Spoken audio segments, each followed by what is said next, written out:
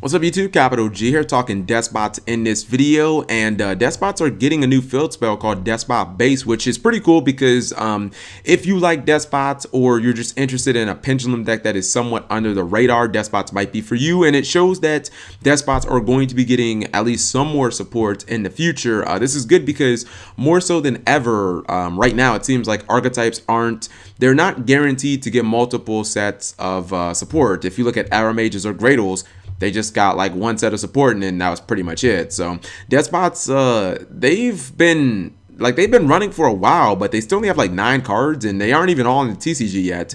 Deskbots started all the way back in like new challengers, but they are getting support in Shining Victories, which is cool. So hopefully this will be more to come. Honestly, because the deck they have 9 cards of support, but they don't have any spells or traps. Like all they have is monsters, and it kind of makes you rely on like Earth support, like Giant Rat, or Machine support, like Machine Duplication. The play style of the deck, because it is pendulum based, it plays pretty aggressive. It kind of feels like almost new gadget-y. I mean, your Deskbot monsters statistically aren't that powerful. A lot of them are like 500, but it doesn't matter because they can both, like, they can pump themselves up.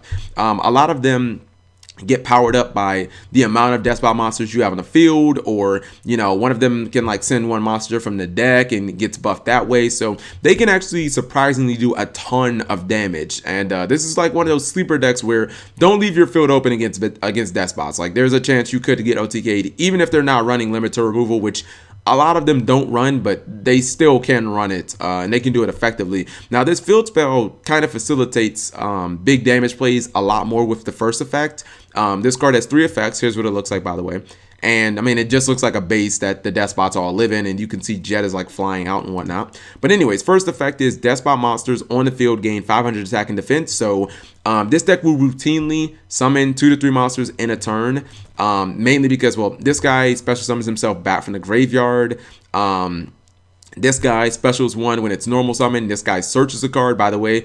It searches, since this is a Deskbot card, it has Deskbot in the name. It is searchable by O2, so that's pretty good. You don't have to worry about, oh man, what if I don't draw it? You can run Terraforming, or you can just search it for O2. O2 is really easy to get to. So again, Deskbots will routinely drop 2 to 3 monsters per turn without even pendulum summoning. I mean, if they pendulum, obviously there's the potential to drop like 5 monsters, which you might get, 2,500 extra damage. But just having like 1,500 damage can be the difference between OTKing and not OTKing, so that's really important. Effect number 2.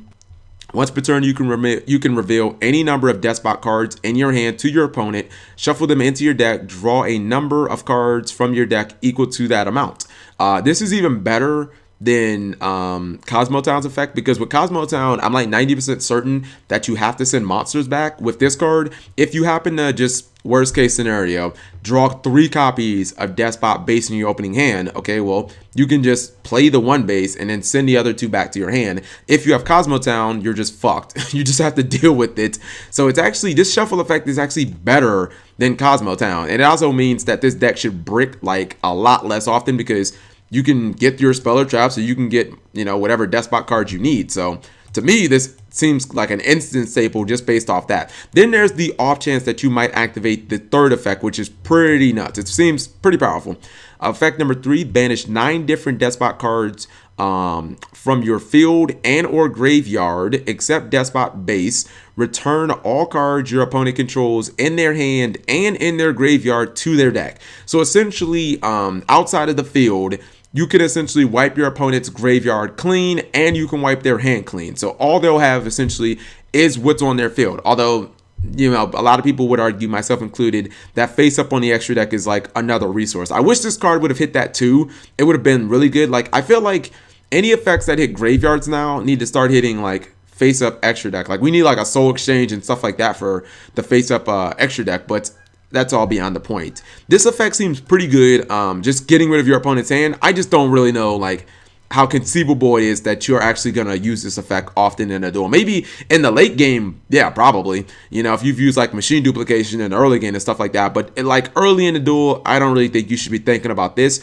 You should probably just be thinking about effects 2 and 1. But I mean, in the late game, you might actually pull this off and end up hitting a couple, like just either getting rid of your opponent's graveyard completely or just wrecking their hand. So, or doing both, of course, obviously. So, it's good to see Despots are getting support. I think that this card is an instant staple because for the stats alone, I would probably run this card. But then for the hand fixing effect, like, I mean, you pretty much have to run this. This is like Kozmotown for the deck essentially, except well, no, Kozmotown is searchable from Farm Girl, and this is searchable from Despot 02. So I guess it's pretty even. Yeah, it's pretty even. This is essentially your Kozmotown. So let me know what you guys think. Thank you for watching as always, and hopefully this won't be the only Despot card in what's it called, Shiny Victories. They need another spell. I don't think they necessarily need a lot of traps, but they need they need a couple more spells. Thank you guys for watching as always.